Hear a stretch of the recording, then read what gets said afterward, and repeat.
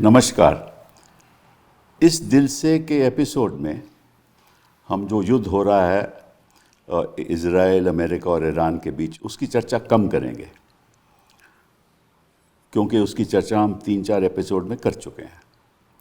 लेकिन आज हम एक विशेष चर्चा करेंगे कि दुनिया में जो वॉरफेयर है, जो जंग है, उसकी परिभाषा बदल रही है और बदल चुकी भी है। कितने हद तक बदल रही है, कितने हद तक बदल चुकी है, उसके बारे में चर्चा करेंगे। अब आप देखते हो कि सबसे ताकतवर देश अमेरिका, दुनिया में सबसे ताकतवर देश, उनके पास बॉम्बर्स, उनके पास स्टेल्थ एयरक्राफ्ट, उनके पास क्या क्या नहीं है, नेवल फोर्स कितनी है, इंटीग्रेशन है उनके पास, टेक्नोलॉजी और मिलिट्री हार्डवेयर का सब कुछ है उनके पास। लेकिन कई दिन हो गए, 1 महीने से ज़्यादा हो गया, लेकिन ईरान ने अपने हथियार नहीं छोड़े और लड़ाई भी कर रहा है। उनके पास एयर पावर भी नहीं है, उनके पास नेवल फ्लीट भी नहीं है, उनके पास केवल ड्रोन्स हैं और सस्ती टेक्नोलॉजी के द्वारा वो अपने हौसले के द्वारा उनका सामना कर रहे हैं। अब अमेरिका ने कहा है कि हम अपने मरीन्स वहाँ भेजेंगे, पैराट्रूपर्स भेजेंगे, 50,000 लोग भेजेंगे। ईरान कहता है आप आइए, आपका स्वागत है, हम आपकी देखभाल करेंगे एक दूसरे तरीके से। तो ये सब बात ईरान कह रहा है। क्यों कह रहा है? ईरान के पास तो इतना साधन भी नहीं है। लेकिन जो ये जंग है वो मुझे लगता है कि इसमें अरिथमेटिक ज़्यादा काम कर रहा है और बाकी चीज़ें कम। कि अगर आप ड्रोन इतनी तादाद में भेजेंगे, जो इंटरसेप्टर हैं, जो कई मिलियन डॉलर के होते हैं, इतने तो हैं नहीं, और जितने इंटरसेप्टर इस्तेमाल होंगे उतनी उनकी कमी होगी। तो आप 40-50 हज़ार ड्रोन आप मैन्युफैक्चर कर सकते हो।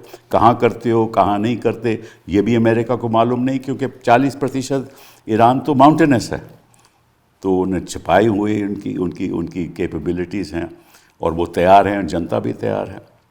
तो क्या वाकई में जंग की परिभाषा ईरान की लड़ाई के संदर्भ में बदल रही है? क्या हिंदुस्तान तैयार है अगर ऐसी जंग हिंदुस्तान में हो? देखिए, अगर आप सोचें तो अमेरिका तो कई मीलों दूर है, हज़ारों मीलों दूर है, और इज़राइल भी साथ उनका नेबर नहीं है। लेकिन हमारे पास तो यहाँ पाकिस्तान हमारा नेबर, चीन हमारा नेबर।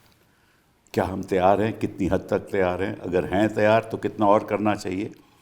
तो ये बातें हम करेंगे। और ये एक ख़ास एपिसोड है जिसमें 3 ऐसे लोग हैं जो डिफेंस सर्विसेज को बिलोंग करते हैं, और वो हमें बताएंगे, क्योंकि उनका तो बड़ा अनुभव रहा है, वो हमें बताएंगे कि क्या स्थिति है, क्या होना चाहिए, और क्या वाकई में जंग की परिभाषा बदली हुई है नहीं। सबसे पहले thank you very much lieutenant general A.K. Singh for coming here.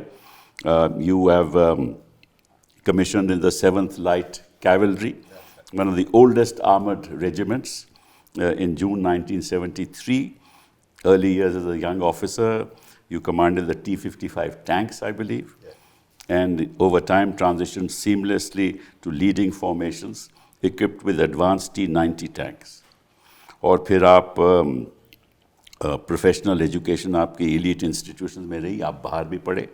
You attended the Staff College at Camberley in the UK, the Malinovsky Tank Academy in Moscow, Royal College of Military Science in the UK, National Defense College, India and Sweden. And you have a unique training path which gave you a rare distinction of being the only Indian officer trained both in NATO as well as in the Warsaw Pact forces. Technically, you're a BSc MPhil in Defense Studies. That's great. PhD from Pune University, 40 years service, and culminated as the General Officer of Commander-in-Chief of Southern Command in Pune, the Indian Army's largest geographical command. So you have a lot of experience in how wars are won. You have had outstanding service. You won the Param Vishisht Seva Medal, the Ati Vishisht Seva Medal, Sena Medal, and the Vishisht Seva Medal VSM. So thank you very much for being here. You've been also Lieutenant Governor of Andaman and Nicobar as well as Puducherry. Thanks a lot. Very kind of you to participate in this discussion. Vice Admiral Sanjay Singh, thank you very much. You know, your father was a great friend of mine, and I had great admiration for him. And we used to interact when he was head of the Defense Studies Institute. And he was an Air Force pilot and awarded the Veer Chakra for his gallantry in the 1971 India-Pakistan. It's a special pleasure for you to be on my show. You are presently Director General of the United Service Institute of India. I believe the journal was set up, it started in 1870. Yes. And you are probably the second naval officer to head it. Yes. You entered the Navy in 1986, got the Sword of Honor when you passed out in the naval, as a naval cadet. 39 years of distinguished service. Notable sea commands include INS Taragiri, INS Trishul, served as flag officer commanding Western Fleet in 2019, flag officer, sea training in Kochi. I can go on and on. The kind of and of course, more than that, you're the 37th Vice Chief of Naval Staff from April 23 to December 23. You Deputy Chief of Integrated Defense Staff Operations, Commandant of Indian Navy Academy and Naval War College in Goa. And you have actually been in Iran, and you've done a sort of a study of Iran, which very few people in India have done. So you give us a great insight into what's happening. More important than anything else, you were responsible for drafting the maritime doctrine in India in 2009 and the Indian Maritime Security Strategy in 2015. So, it's a real pleasure for you to be with us today and give us an insight into what's happening. Major General Bishambar Dayal ji, you've been on the show earlier, and I can't have a show without you. No, thank you so much. There's a reason for it, because you're open, you're transparent, you say what you believe, and that's very important for people to listen. क्योंकि जब तक आदमी खुल के बोले नहीं, जनता को पता नहीं चलेगा कि हमारी स्थिति क्या है. So thank you very much for being here. 3.5 decades of leadership and administrative experience. Sainik Sool Kunjapura, commissioned in the Armored Corps in 1978, commanded Armored Regiment and Armored Brigade, Tank Brigade, and General Officer commanding in Purva, UP and MP sub-area. And you managed 2.5 lakh ex-servicemen, honored with the Vishish Seva Medal. Military attaché, and this is very important. Assistant military attaché in Russia. Yes. In March 1998 to 2001, when the Kargil war was going on. Yes. Right? And then, of course, you have a diplomatic tenure. You were posted as Deputy Director Equipment. Now, this is very important because you know about the nature of modernization, right, from 2009 to 2012 of the Army warfare machinery. And you retired from active service, and now whenever I switch on the TV, you're always there. And in between, I was chairman of Socham National Council Yes. of Defense and Aerospace, where I really learned about Indian industry, sir. So, General Saab, आप बताइए कि, has the paribhasha of war changed at all? Sibal Saab, my apologies के एक notebook हाथ में है. I said I can't face the most distinguished lawyer of India without being exact. आप कटघरे में नहीं हो, मैं क्रॉस एग्जामिन नहीं कर रहा. नहीं. Thank you for that reassurance. But एक छोटी सी चीज कहना चाहूँगा. ये क्लॉजविट्स के टाइम से है. Nature of war and character of war. It is generally established that the nature of war is enduring and doesn't change. And it has 3 characteristics. First, it is violent. Second, there is more than one side, could be more. And lastly, it is political in nature. And you can apply this criteria anywhere, you will find it fitting. Character of war, दूसरी तरफ, change होता रहता है. It depends on the context, on the era, on technology. Technology plays a major part in changing the character of war, and you see it today.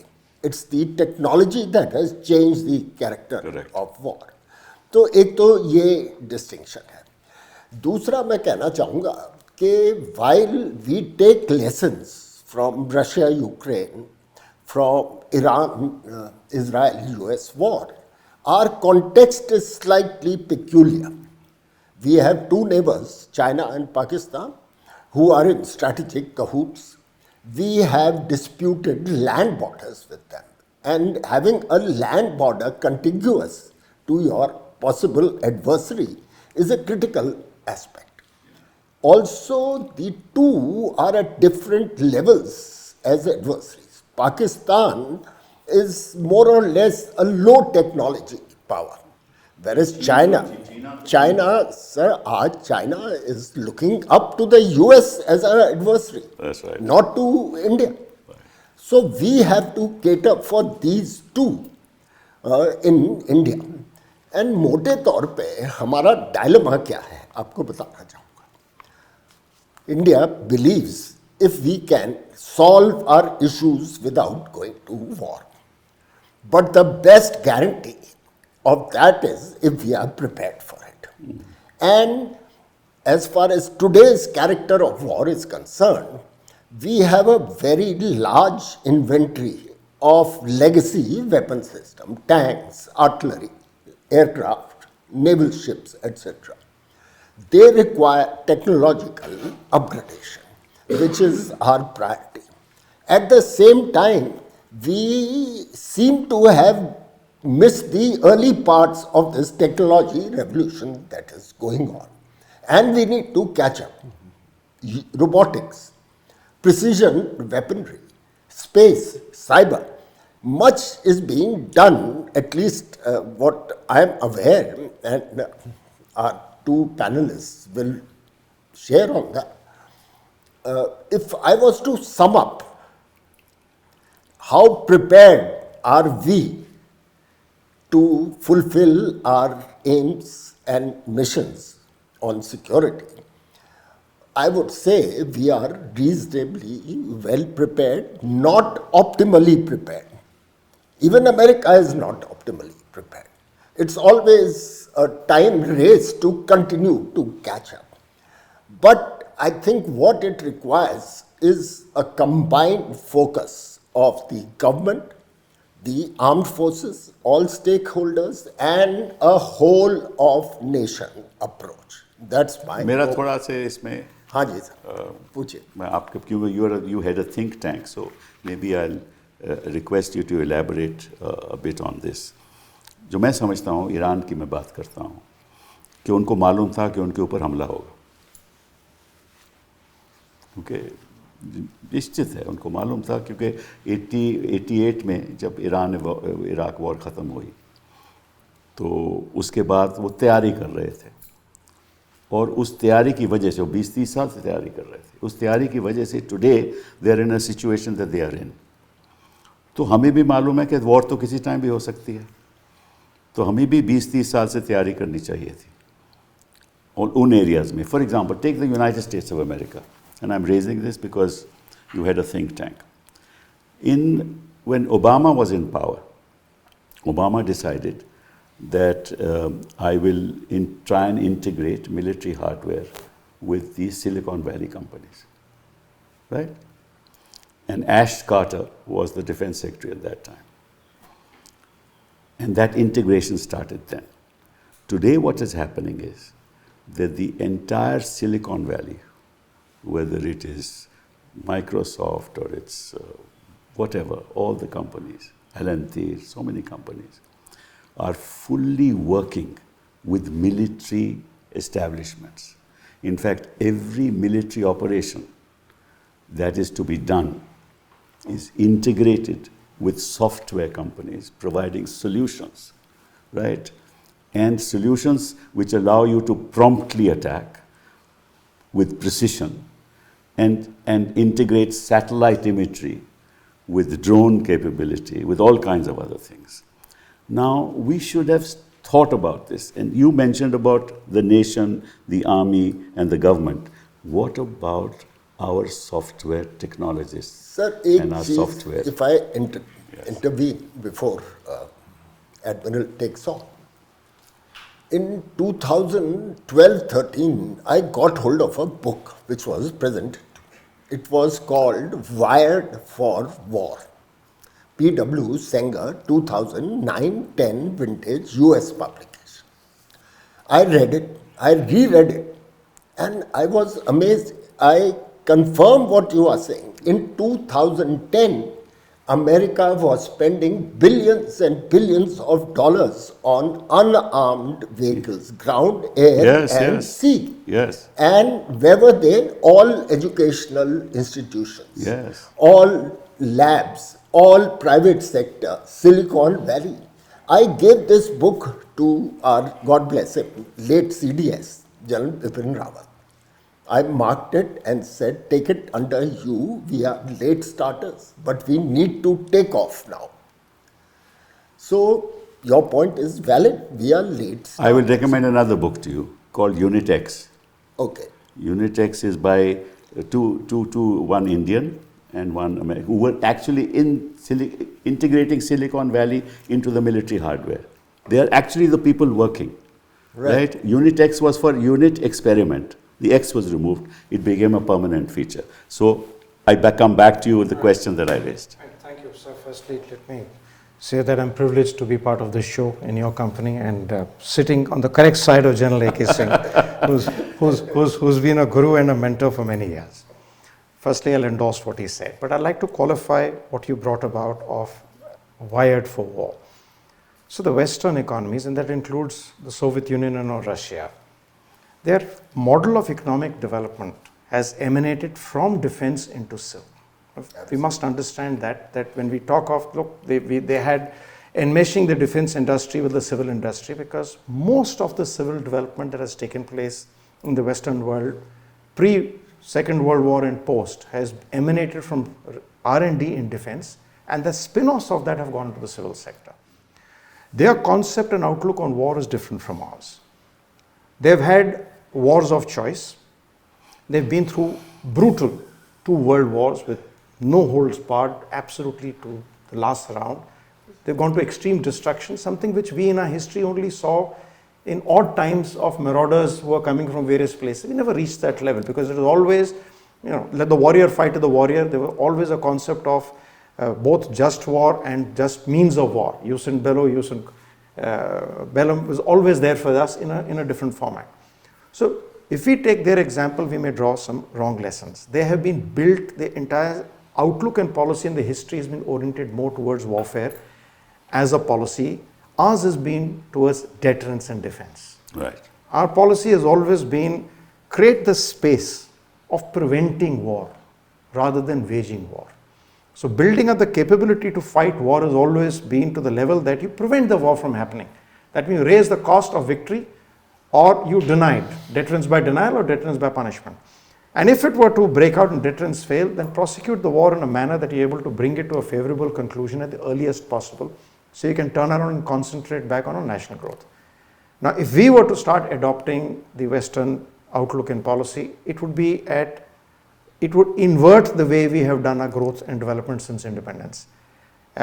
In our case, most of the defense developments have come from the other side. You made the developments in the civil sector, you've done your R&D in the civil side and the commercial side, and then you adopted and adapted it into the defense sector. That's how DRDO does these things. DRDO does a lot of indigenous research, but a lot of adaptation is done directly by the armed forces themselves. That's where when we have procured arms from abroad, we have adapted them to our conditions, our requirements, our ways of warfare, and brought in value additions at various stages. And hence we have हम वो हस्ती हैं कि जो sir चवन्नी को भी जो है ₹1 तक खींच सकते हैं. And that is what we've done. We are the ones who operate the MiG-21 for close to 60 years. मैं एक सवाल पूछना चाहता हूँ, if you don't mind. Iran की आप स्थिति देखो. ईरान कोई हमला तो नहीं करने वाला था किसी पे आज के दिन. उनकी तो स्ट्रैटेजी यही है कि हम पे हमला होगा और हम उसी स्थिति में हैं. हम पे हमला होगा, लेकिन हम कॉस्ट ऑफ वॉर इतना बढ़ा दें कि उनको नुकसान ज़्यादा होगा. ठीक है ना. आप चाइना से आप मुकाबला नहीं कर सकते. आई एम सॉरी टू से. That is deterrence. I want to be clear. Deterrence. China is too far ahead of us in technology. They have Baidu, the satellite, which integrates everything. They are number 1 in robotics in the world. They're ahead of America in robotics in the world. They are behind them in many other things. Yet we've held them off at Galwan. Yet we held them No, off at it's holding a Samdong. front. Yet we I'm hold not- them off at no, Nathola. that's a skirmish. That's not a war. We didn't prevent it. We didn't allow it to go beyond that because we had a certain strategy by which we were able to hold them back. I don't dispute that. What I'm just saying is, if you think that if a war takes place, are we fully prepared to be that deterrence? That's the question. Okay, let me expand on that two ways, sir. All warfare cannot be seen in terms of pure combat power, and you're seeing that right now between the United States and Iran. The sheer combat power that the United States is able to bring onto the field, certainly the West expected that Iran will fold up 5 weeks plus and fighting back hard. So it is not a question of direct. Correct. Second part is, as you said correctly, say Iran's strategy has been right from the beginning. There are two things they were aware of, that someday they will come under attack. So they also adopted a deterrence. Now their deterrence was at two levels. One was active defense. Build up proxies far away from me so the war is never on my territory. And that's why you see the Hezbollah, the Houthis, the Hamas. Second is asymmetric warfare. They also were well aware that they cannot and would not be fighting a war on equal planes or on their borders. Unlikely. If it came to that, they would have to fight an asymmetric. So they put a lot of their efforts in fighting asymmetric warfare. Correct. In our case, as you brought out, you have disputes, and as General AK brought out, you have disputes along the land border. You have skirmishes that have taken place all through the last 80 years. Your endeavor has been to limit the skirmish. Correct. Because it has not been in our interest to allow, that's why our policy has been to prevent war. Absolutely. Not to wage war. Waging war is when deterrence we has shouldn't failed. also. It's not our policy. So that's You're our right. policy. So Yes, if that you're is our policy, then the defense budget, the defense preparation, everything has to be aligned with the national policy. So we don't look at it in the same manner. Whenever we faced a skirmish, it has been, we've adopted and say what kind of deterrence will work for us. And if that deterrence doesn't work, how do I contain it? We haven't done too badly. There are places where we had challenges. We are also adapting and adopting. The issue comes back, are we a war economy? Are we a country that is going to put in all our effort into defense and warfare and then look at the rest of the spin-off coming in the way some others have done? Some have done successfully, some have failed very badly at it. So it emanates from the national policy. Now today, are we prepared for the aims and threats that we are facing? Yes, we are. We've shown it time and again. Have we been able to acquit ourselves over the last 80 years in every conflict and war exceedingly well except one which we are all aware of? And even there were portions that we did exceedingly well in. And there was a little of confusion. Let's not get into that at this stage. But we have done. Do we need to expand and prepare for the warfare changes that we are seeing today? Absolutely. Because a lot is changing. And we are seeing those changes taking place as a continuum. Are we adopting and adapting those? We are. Last year you had Op Sindoor. We're almost at the 1-year anniversary mark of that. A lot of new technologies, asymmetric capabilities were brought in. We are able to adapt and adopt our old technologies, as you said, and brought in certain changes in both equipment and tactics, and we are able to deal with it, sir. So you think that China is a war-mongering country? No, because you are. So China's policy is to win the war without fighting.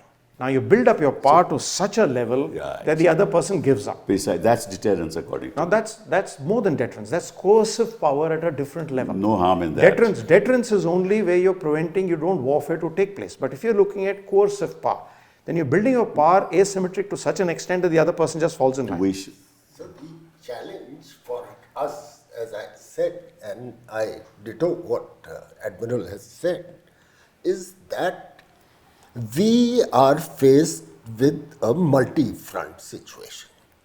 Other organs of state, let me just recount a small incident in military operations where I was Director General Perspective Planning.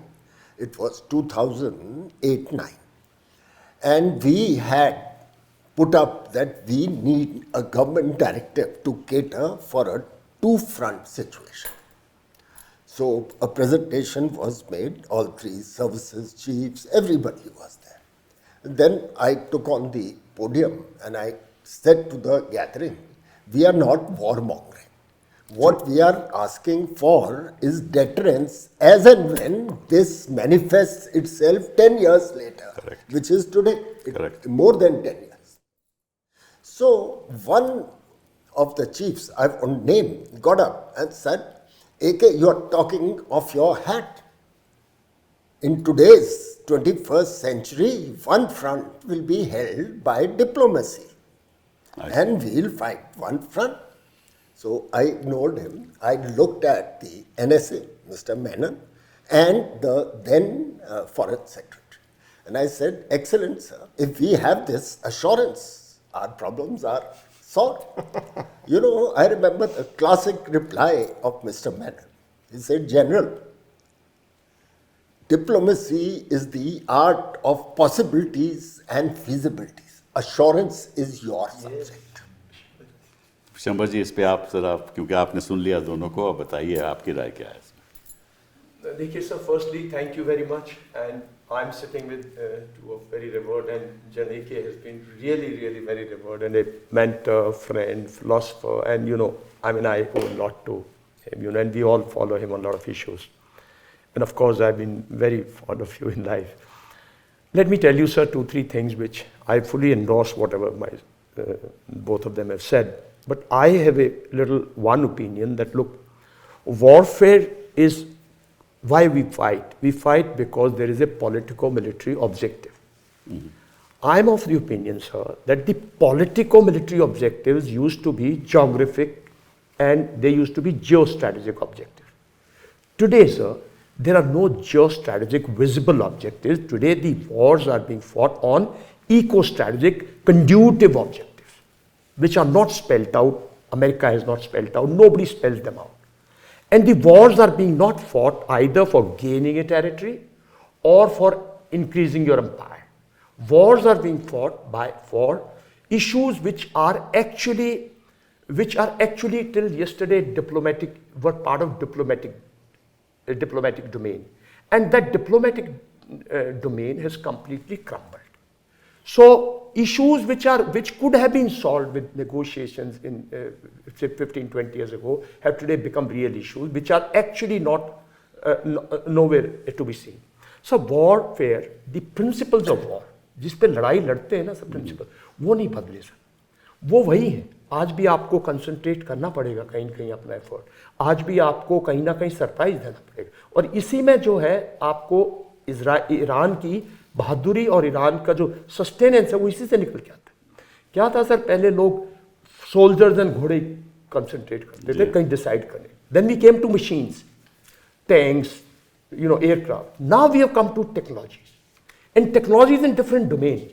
That's right. And when you talk of different domains, sir, कहीं ना कहीं मतलब अगर आप अपने संदर्भ में बात करेंगे, हिंदुस्तान के संदर्भ में बात करेंगे, बात बहुत बड़ी बड़ी है. हम स्पेस वॉर की बात करते हैं. Do we have adequate satellites for the army dedicated in space? Considering the Indian border, जो आपकी border की चारों तरफ है, do you have that sort of a thing? Or you are dependent on somebody else? Does the Navy have that sort of dedicated naval satellites which can give them 24/7 of each area of interest and the type of information that's required? Because from there will flow what is the capability you have real terms of cyber attacks, what is the capability you have terms of, you know, ECM, what is the of this domain, what is the capability you have got in terms of information warfare domain. Because अगर जैसे Ukraine war में क्या हुआ sir, Russia ने पहले उसके पूरे के पूरे कम्युनिकेशन जैम कर दिया ना सर. जब तक प्रेसिडेंट जेलेंस्की इयन मस्क के पास नहीं पहुंचे और स्टारलिंक से नहीं कनेक्शन, ब्लैंक था ना सर सब कुछ. तो मतलब कि आप एक डोमेन जो हम बहुत बात करते हैं, वो डोमेन जो है मुझे नहीं लगता कि हम उस लेवल पे हैं जिस लेवल पे हमारे एडवर्सरी कुछ भी कहें. देखो सर, एक तरफ तो हम कहते हैं कि हमारा मेंटल माइंडसेट जो है ना सर, वो जो डॉक्ट्रिन और जिसकी बात कर रहे हैं बोथ ऑफ देम, वो बहुत डिफेंसिव है कि भाई हमने डिफेंड करना है, हमने लड़ाई लड़नी नहीं है, हमें डिफेंड करना है. हमारी जो है हमारे अंदर कोई ना घुसे, भाई हमें किसी पर अटैक नहीं करना. तो फिर पूरी की पूरा एफर्ट इसमें होना चाहिए ना. कहीं आप बोलते हो थिएटर कमांड, अरे भाई थिएटर्स तो भाई पैसिफिक थिएटर में लड़ाई लड़ने जा रहे हैं यार, अटलांटिक थिएटर में लड़ाई लड़ने जा रहे हैं. नॉर्दर्न आर्मी कमांडर ने लड़ाई लड़नी यार, उसके पास उसको एडिक्वेट रिसोर्सेज दे दो यार. कल बोलो जी थिएटर कमांड में वो भी एक एयरफोर्स ऑफिसर कमांडर बन गया, जैसे हमारे यहाँ कुछ मैकेनाइज्ड फोर्सेज हैं जो इन्होंने 1 कोर कमांड की. सडनली आप एक ऑफिसर को ला के दे दो 1 कोर कमांड करने को, जिसने कभी उसमें वो सीखता ही रहेगा ना. तो मतलब मेरा मानना ये है सर कि ये बातें बहुत हैं सर, और गैप्स बहुत हैं। अब मैं आता हूं सर जो एक्चुअल डोमेन। अब देखिए, सरप्राइज दिया ईरान ने। ईरान तो 25 साल से पता था कि मुझे अपने आप को डिफेंड करना है, और उसने अपना मिसाइल प्रोग्राम कंप्लीटली, एक डिफरेंस है सर, जब आप डेमोक्रेसी में हो ना सर, और मिलिट्री लीडरशिप जो है वो कंप्लीट कुछ चीजों के कंट्रोल में नहीं है। लड़ाई लड़ता है 24, दुश्मन जो है ना सर 24/7 मॉनिटरिंग है। मैं बार बार कहता हूं, ISI 24/7 मॉनिटर करते हैं हिंदुस्तान में क्या करना है, कब करना है, कैसे करना है, राइट। उनका एक ही एम है सर, चाइना का एक ही एम है कि कब मौका लगना है कि इंडिया को कोर्स करके, इंडिया को अंडरमाइन करके दिखाना है। चाइना 24/7 का। सर ईरान ने 24/7 25 ईयर से काम किया। ये मिसाइल प्रोग्राम इनका 2009 में, ये जो मिसाइल आप देख रहे हो सर, ये बिल्कुल स्टैब्लिश थी। 2015 में ये ड्रोन्स सबसे, मतलब दुनिया ड्रोन्स की बात कर रही थी इनके, सिंस इन ईरान, इनके ड्रोन्स तो सर ये बनाने लग गए थे, और ये कहीं से बाहर से टेक्नोलॉजी नहीं लाए। और इन्होंने तो शायद वो तो रशिया जैसी पावरफुल कंट्री को दिया ना 50,000 से ज्यादा। right. तो सर ये वो इस्तेमाल कर रहे हैं तो सर एक डेडिकेटेड वो जो 25 साल से ये काम कर रही है कि भाई हमारे यहां घुसेगा और अगर हमारे अस्तित्व को खतरा होगा तो हम नहीं छोड़ेंगे। और ये जो जनरल ने बात की, और इन्होंने भी किया, ये रियलिटी है कि भाई we have got a border. और जब बॉर्डर होता है ना सर, तो उसकी लड़ाई का एक कंसेप्ट बहुत अलग है सर। जब आपके देखिए ये स्टैंड ऑफ वॉर क्यों है, क्योंकि कोई क्लियर कट ज्योग्राफिक ऑब्जेक्टिव है नहीं। आप कह रहे हो जी मैंने उसकी न्यूक्लियर पावर खत्म करनी है, आप कह रहे हो जी मैंने उसकी पावर उसकी हायर जी को खत्म करना था कि उसकी सत्ता बदली जाए, आप कह रहे हो जी मैं उसकी एनर्जी सोर्सेज पे जो बोल नहीं रहे, जो एक्चुअली करना चाहते हो। तो ये जब वॉर होते हैं तो आप स्टैंड ऑफ वॉर लड़ते हो। तो स्टैंड ऑफ वॉर में ना तो कोई दीन है ना धर्म है, आपने किसको मारा, कब विक्ट्री डिक्लेयर कर दो। इन्होंने जस्ट जून में की थी। जब हमारी क्या मजबूरी है सर, हम लोग नहीं समझ रहे कि अगर हमारी लड़ाई लड़ती है और हम इस किस्म की लड़ाई पे प्लानिंग करेंगे तो हम मार खाएंगे। चलिए मैं आपसे एक और सवाल पूछता हूँ। That's because you neither of you sir मैं कुछ और बोलना चाह रहा था, बोलिए। क्योंकि बात चली DRDO की और स्ट्रक्चर की। सर आप साइंस एंड टेक्नोलॉजी मिनिस्ट्री रहे हैं। जी हाँ। सर मेरा मानना ये है, और मैं 200% गलत हो सकता हूं, कि जो DRDO है ये डिफेंस मिनिस्ट्री के नीचे क्या कर रही है। वो जो साइंस एंड टेक्नोलॉजी मिनिस्ट्री है, why don't you club it. मेरा बहुत स्ट्रांग मानना ये है सर, जैसे इन्होंने कहा कि जो हैवी इंडस्ट्री है रशिया की, और मैं सर डिफेंस इंडस्ट्री में मेरी बहुत रिसर्च है, रशियन पे, यूक्रेनियन पे। मैं बार बार गया हूँ, मेरे रिटायरमेंट के बाद कम से कम 50-60 बार जा चुका हूँ। पोलैंड में, चेकोस्लोवाकिया में, इजराइल में सर, और इवन फ्रांस में, इवन जर्मनी में, न्यूरमबर्ग वगैरह में, जहाँ इनकी इंटीरियर। सर मेरी आज तक समझ में नहीं आया, हैवी डिफेंस इंडस्ट्री आपके पास है, हैवी इंडस्ट्री आपके पास है, आपकी डिफेंस, आपका DDP मिनिस्ट्री ऑफ डिफेंस में क्या कर रहे हैं, मैं आज तक नहीं समझा। भाई आपके पास इतनी बड़ी बड़ी मतलब DPSUs हैं, आपके पास इतना बड़ा जनता को नहीं मालूम DPSU को मतलब क्या है। डिफेंस जो पब्लिक सेक्टर यूनिट्स है ना सर, HAL है, BEL है, ये बता दीजिए। मैं आज तक नहीं समझा हूं सर इनका और इंडिया की जो हैवी डिफेंस इंडस्ट्री है। ये सिर्फ जब हमारे सेमिनार्स के थ्रू थोड़ी बहुत कोलैबोरेशन हो रही है, लेकिन दोनों मिनिस्ट्री, क्या सेक्रेटरी डिफेंस प्रोडक्शन और सेक्रेटरी हैवी इंडस्ट्री, क्या उनके वहां से कुछ जनरेट होता है, मुझे नहीं लगता सर। चलिए तो मतलब ये मैं मतलब देखो, मैं आपको छोटी सी बात बता रहा हूं। एक टैंक, हम दोनों टैंक मैनेजर, एक बड़े टैंक, मैं छोटा टैंक मैनेजर। सर हम एक नया फ्यूचरिस्टिक टैंक बना रहे हैं। अरे भाई रशिया में 2 टैंक फैक्ट्री नहीं सर्वाइव की, अरे जर्मनी के अंदर एक मेजर टैंक जायंट है, आप इधर 3-4 को दे रखा है, भाई आप टैंक बना दीजिए, आप भी टैंक बनाइए, टाटा भी बनाएगा, भारत। अरे you have got the oldest and the best factory existing in Chennai. Avdi is one of the best, he will agree, the infrastructure wise it is as good as Ural Wagon Jawad of Russia.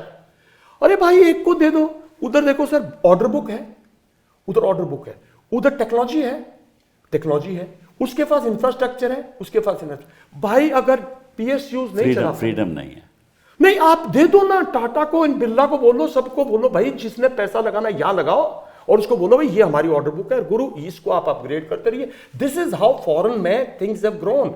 Russia में complete state driven defence industry थी, आज वो state, America में estate investment, China also. Germany में estate investment से नहीं Yes, true. China में sir आपने स्टेट इन्वेस्ट करके, और आप भी आज सोचो even in the United states सारी इन्वेस्टमेंट तो स्टेट करती है। ऑर्डिनेंस फैक्ट्रीज को आप लेके गए और फिर आपने पीएसयू पे छोड़ दिया ले जाके कि भाई ये भी अब डिफेंस पीएसयू से।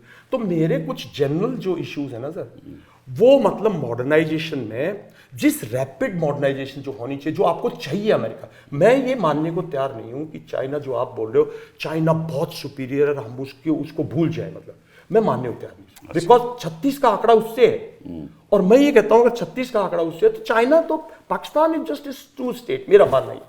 आई मे बी रॉन्ग, वो उसका एक सैटेलाइट स्टेट है, स्टूड स्टेट है, जो वो कहता है वो कर देता है, पैसा मिलता है यूज कर लेता है, अमेरिका को बेवकूफ बना देता है, चाइना को बेवकूफ बना देता है। जो टेक्नोलॉजी है, that's one part of it. You're right, you're right. And this struggle that he has highlighted, ये कई दशकों से चल रही है इंडिया में.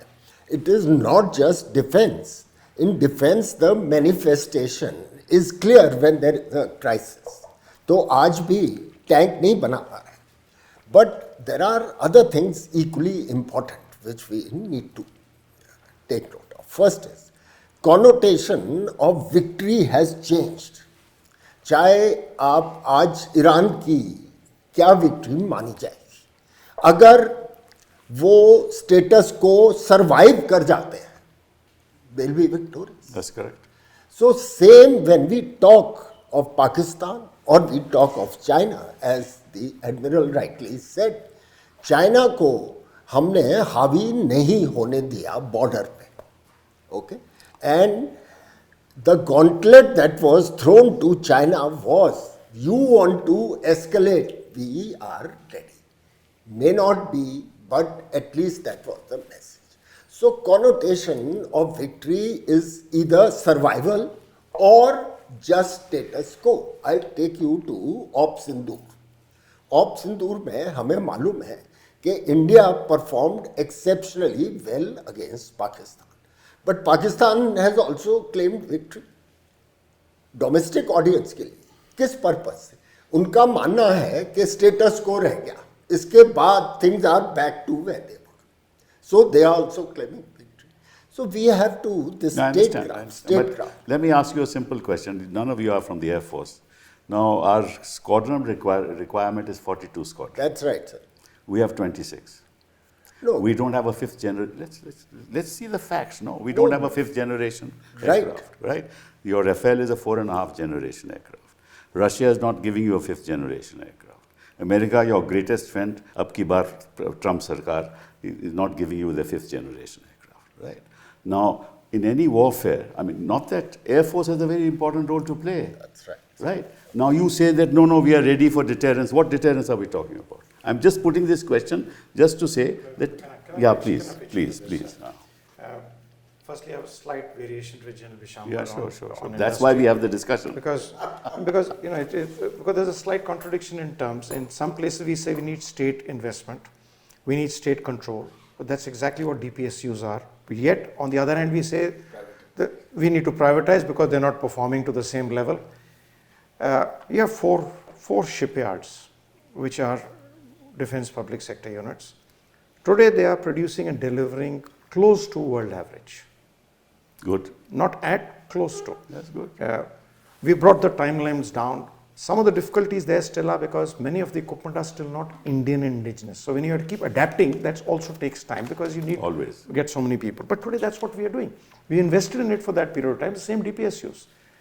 Same way is what HAL. There was a time when HAL in the 70s, you may correct me, sir, where they had all four. A trainer designed and built in India, a transport largely designed and built in India, a fighter designed and built in India, and a helicopter, though not designed but built in India. तो तेजस का क्या हुआ? So I'm talking 70s अभी इतने साल हो गए, तेजस का क्या हुआ? सर 70s में ये हाल था आपके पास कि आपने पूरा रेंज आपके पास था. You had, and now from there were you able to build up and bring it to that level? Why did we not do it? Where was the gap that came in? In fact, some of it is because the lack of hand-holding and jointness. It is this idea that, you know, that is why I have that point of difference, usko alag chhod do. HL, as long as it had very close association with the Air Force, was on a certain trajectory. At a certain point when it went off under and separately, now you have a gap. Sir, आप कल अगर घर बना रहे हैं अपना, can you afford to be dissociate from the घर and say I have got the luxury to come? मैं बाद में आकर मैं देखूँ मुझे कौन सा घर चाहिए. घर आपका बन रहा है, आपके पैसे से बन रहा है, आपके पास वो luxury और choice नहीं आकर. You have to be part of the building from the start. You have to be part of the design and management from the start. Now there is where the challenge is. That's why when I give the example of shipyards have done better.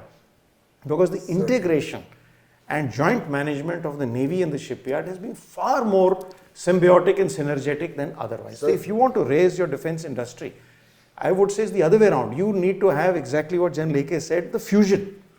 You have to have greater amount of collaboration and cooperation as opposed to छोड़ दो और तुम कुछ Fusion करके आ जाओ. between which sectors?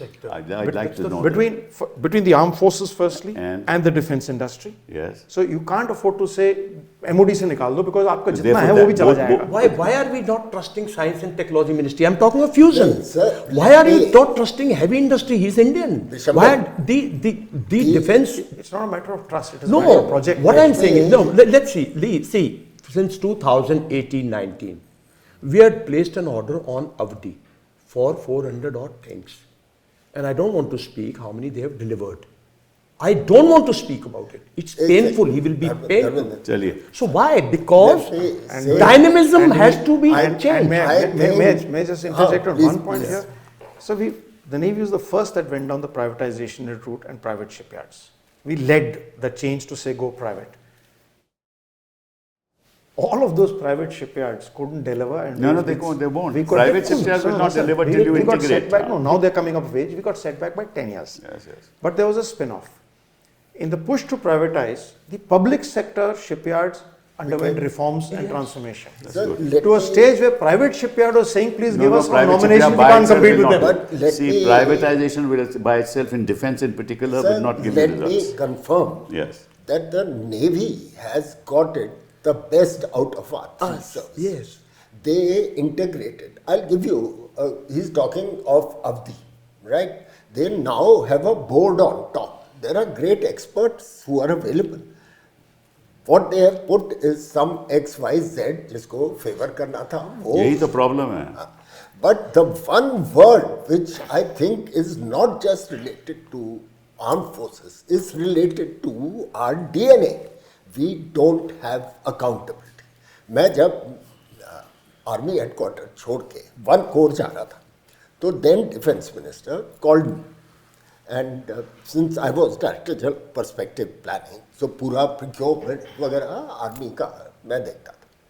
तो इसे general साहब आपका इतना एक्सपीरियंस है, बताइए क्या करें हम. मैंने कहा सर एक वर्ड है, प्लीज इस्टेब्लिश अकाउंटेबिलिटी. अगर आपका डिफेंस फाइनेंस कहता है कि ये प्रोजेक्ट नहीं होगा, over ruling experts like the chief who has approved it, then please ask him to put the alternate on the file. He cannot just reject a case and then say अब zero से start करें.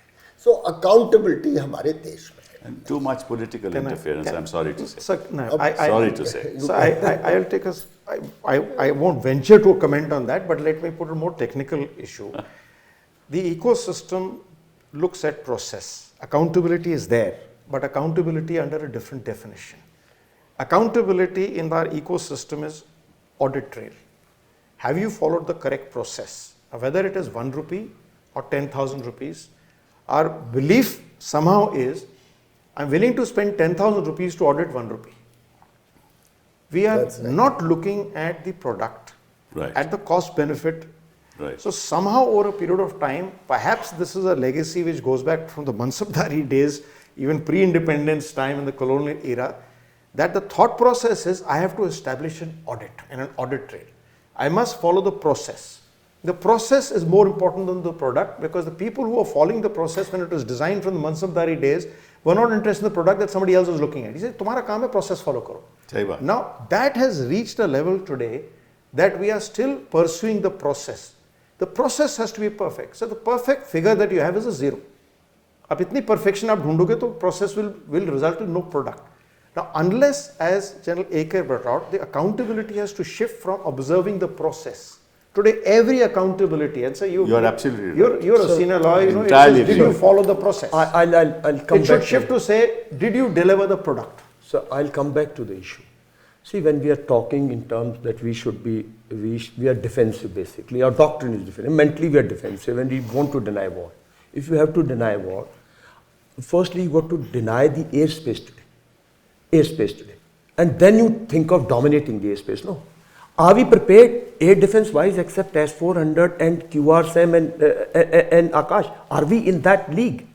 We got to, war is in multi-domain. We keep talking about it. I just talked of the state of the satellite that we are talking about. I'm now talking about the next step. That if you are a defensive force, let's come to ground for later, which is our strength. लड़ाई भी sir अपनी strength पे लड़नी पड़ती है ना, अपनी weaknesses पे नहीं. और यही तो ईरान कर रहा है. ईरान लड़ाई अपनी स्ट्रेंथ्स पे लड़ रहा है, ना कि अमेरिकन स्ट्रेंथ्स पे लड़ रहा है. Arithmetic of war. Arithmetic war. Sir एक चीज तो sir are you really thinking in that seriousness कि भाई हमारी एयर स्पेस बिल्कुल we deny, we do not let is drones and everything enter into our space, because today why is Iran today, what was Israel's philosophy? Deny your air space and you have air superiority, right? He was denying his airspace. That's why these guys were. It is to counter that they found a different strategy, different tactics, different warhead, different. They did no.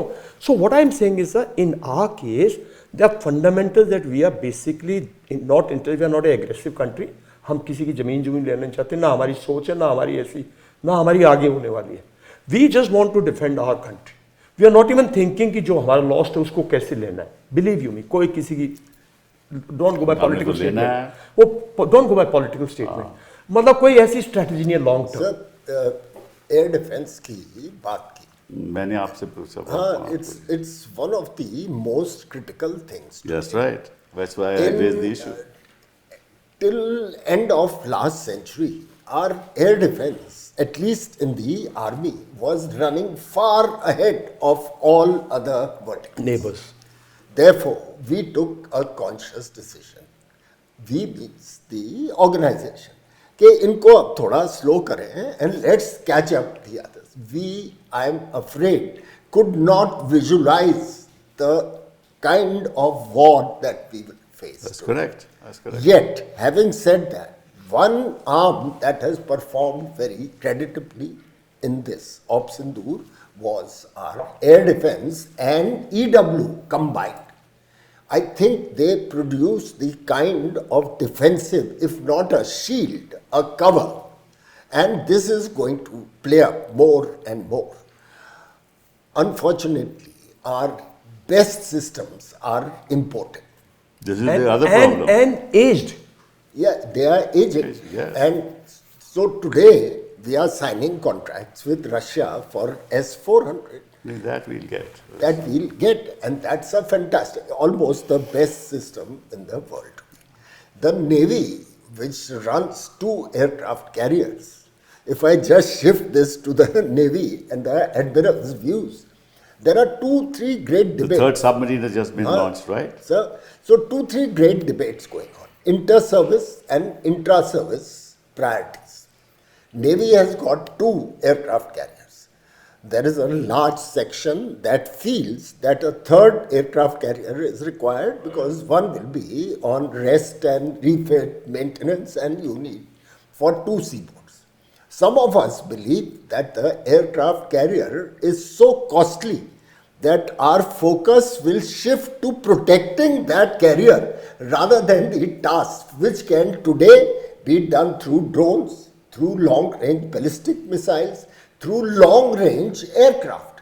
So that's a debate which the Navy has to sort out. Similarly, for the Air Force, you mentioned 42 squadrons to cater for a basic need on 2 fronts. But that number was arrived at when aircrafts had less endurance. They had to come back. So we don't need 42 there. Now, you have a lot of unmanned, so maybe a 32, 35 Squadron Air Force. I agree with you, but I mean that study has been done. I hope that study has been done. I hope there is a roadmap ahead. मुझे नहीं लगता, but हो सकता है. And can I pitch in, and can I pitch in and correct Admiral AK on one thing? I don't think we need 3 aircraft carriers. We need at least 4. There it is. There it is. Because there are open पहली sea. बात तो second part is I deliberately.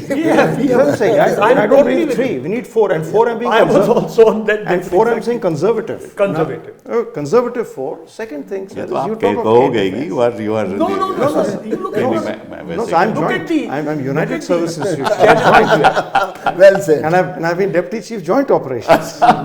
Because you said air defense. Air defense out at sea is a different environment. I agree with you. Aircraft carrier is not meant for, Yes. for in our concept, for going on and taking on a shore-based air force. That's It is to provide air defense out at sea. Today, sir, आपको पता है, 95% of your trade is on foreign flag vessels, not on Indian flag vessels. That's right.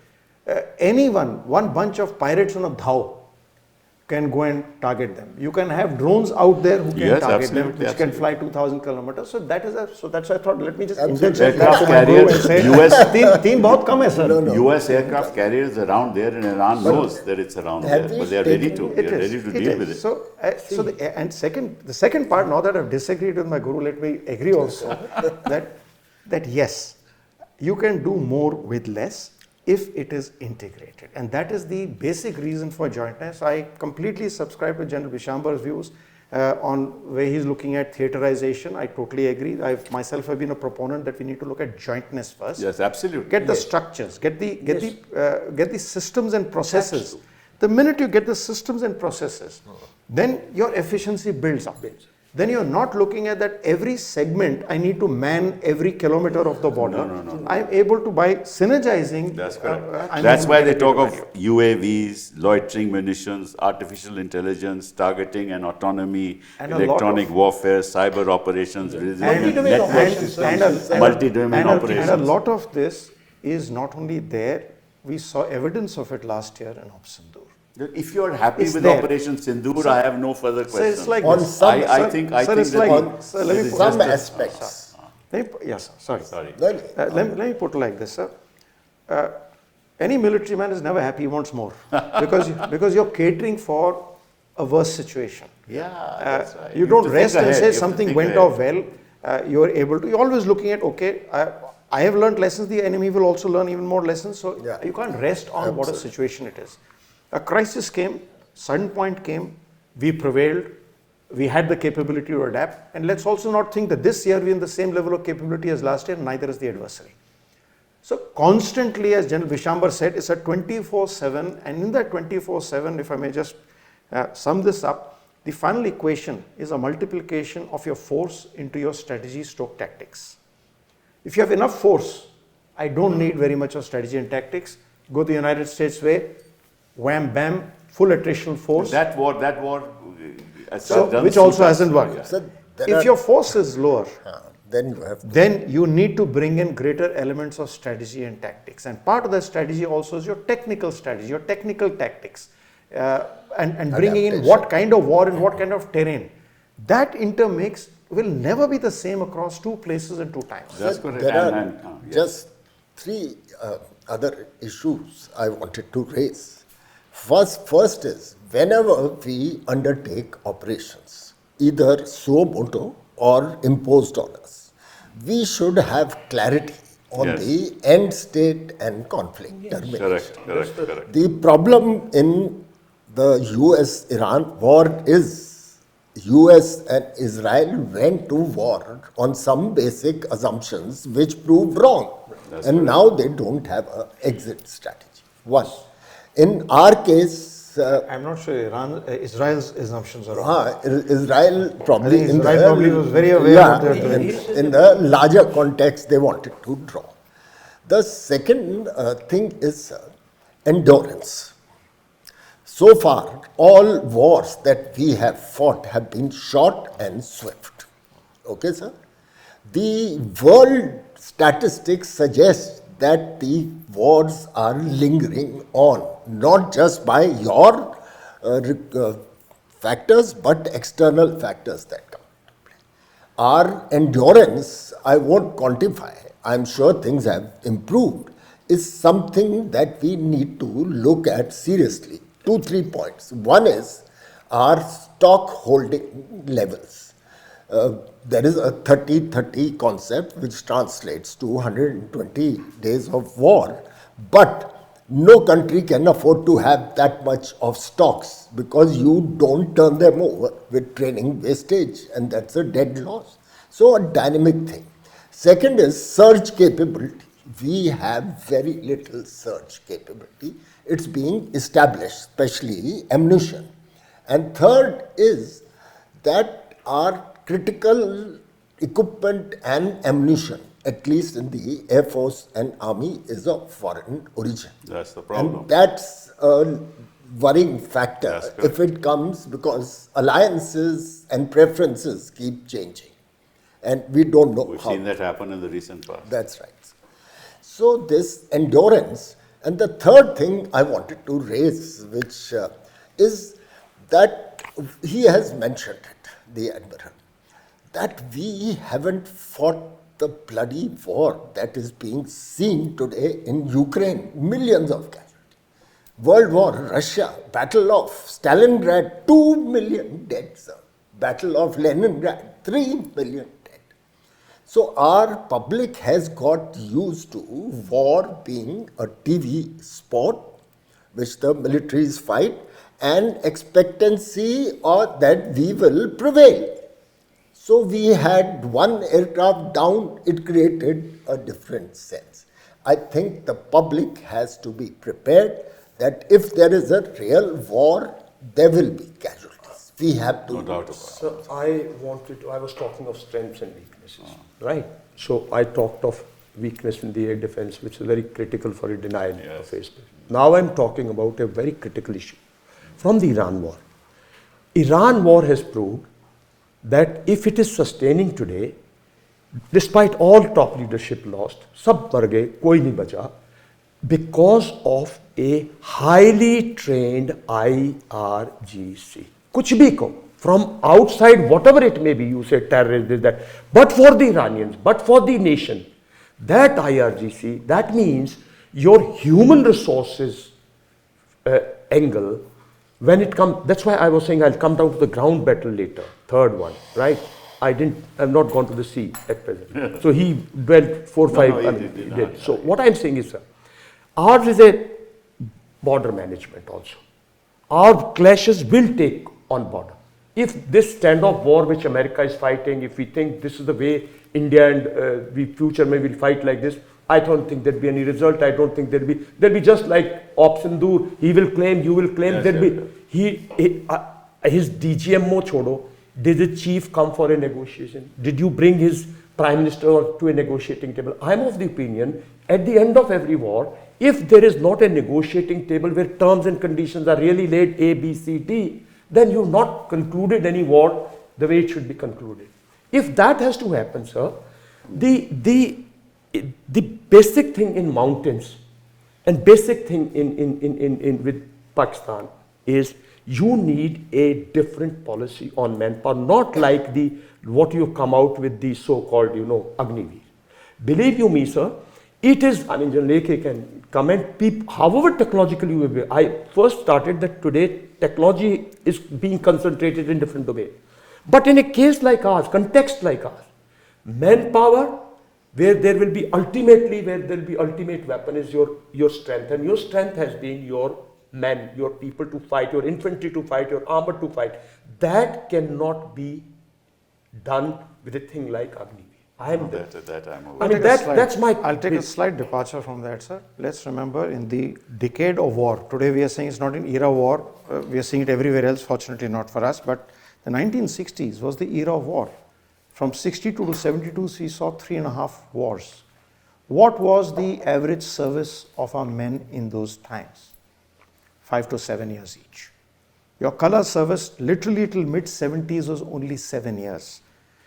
Your entire Second World War, where today we are a member of the United Nations because of the contribution of Indian troops. You are aware, sir, we are a founder member of the UN. Yes. signed as India Right. in 1945, the only nation which was still not a state which is a member of the UN. Why? Because of the Indian armed forces, the Indian troops who took part. 2.8 million men under arms. How much training did they get when they went in? So it is, while it is very much a factor that has to be brought in, but we have enough historical precedents for us. I have retired just last year and I've worked with the Agniveers, and I went in with a very objective and a slightly skeptical view to say, keep an eye because this could be a weakness which we have to focus on. To my pleasant surprise, I found that whatever quality of training we are providing, the ecosystem we are providing, the way those young Agniveers, including the women on board ships, for which that is the most biggest challenge for us, have integrated is a very encouraging sign. It tells us, yes, there will be challenges. There are always challenges. But let's have the faith in the training system and ecosystem to be able to adapt. One second. Let's move away. Let's not take it wrong lesson from Second World War. In the first phase, when the Japanese came in, your ill-trained forces, they reached Kohima and we lost men. It is when we trained them hard, when units got into those formations, you bounced back. I think That's not, let's believe you me, you lost much more in the... Shambar, Well, there were 30,000 was the strength. Some tweaking, 3 services have proposed, and I am of the understanding that the organization and the government are considering No, I agree. tweaking this system. I think we should move away from Agniveer at the moment because there are lots of pros and cons on that. Let's leave that out. That's a separate debate altogether. But let me go back to my fundamentals. Fundamentals are any nation in the world which has got economic power spends $800 billion on R&D. Okay? We don't. China spends $650 billion. How much do we spend? Not even 1%. Less than 100. Okay? They integrate education with technology. They have private sector setting up campuses in educational institutions. They give state funding for that. That's where ideas generate. Right? That's the genesis of new technologies. That's what the US has done. That's what China has done. China's educational institutions are some of the topmost in the world. I believe, and this is my personal belief, India can never reach that level of technological advancements unless we integrate education with science, with private sector participation, and with state support. And in the absence of that, I'm afraid we'll never be the power we want to be. I couldn't agree with you more. You've been the HR minister yourself, sir. Yes.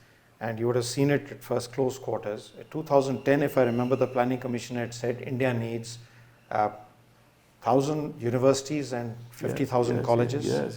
Yeah, you would have been the architect amongst those papers. Yes. Today, our education system is more an Shambles, examination. in shambles. It's an examination system. No, apart from Not that, even you have 50,000 rupees being given to ad hoc teachers in universities. So now you're right. So if your base education system, and you look at Iran, so Iran science and Look at technology their and maths education. is 2 years, minimum 2 years ahead of us. Yes.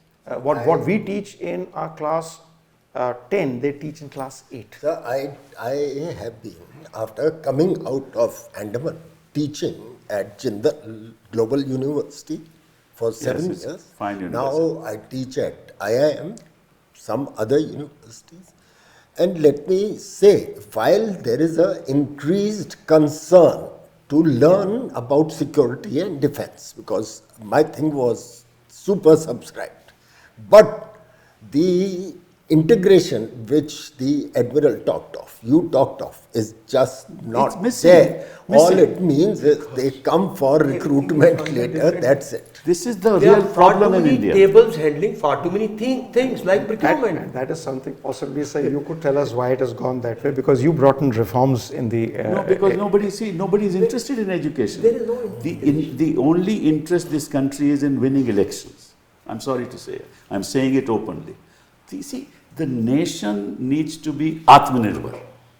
And Atmanirbhar only happens when you integrate all these things and have So your... I personally thought that when the new education policies come in, that is a game changer. Where is it? On the ground. Well, that's As the you point. said, on the ground, there are lots That's of the different... point. But that is, those are the changes that you bring in your norms Sir, that will we lead to it. churn out 1 million graduates a year. They are not employable.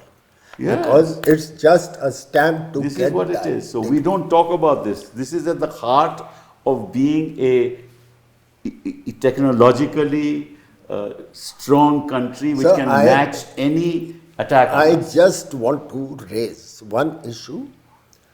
We have become very combatively politicized in this That's country. true. All of us, at least most of us, are apolitical. That's correct. in I know our that. view.